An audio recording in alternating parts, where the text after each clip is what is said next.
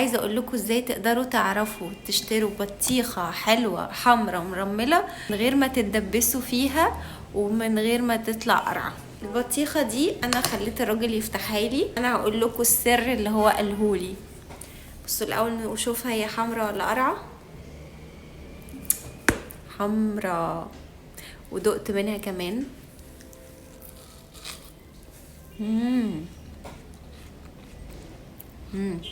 البطيخة ليها جنبين، الجنب الاولاني ده والجنب التاني ده ملناش دعوة بيه.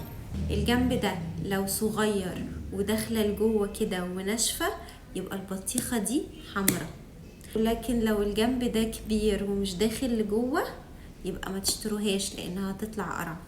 تعالوا كلوا معايا بطيخ.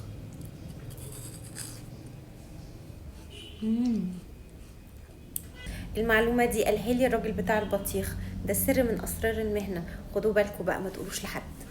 هو دودو عاشقه للبطيخ فانا لازم احط لها شويه منهم بدل ما الاقيها فتحت التلاجة واكلتها كلها.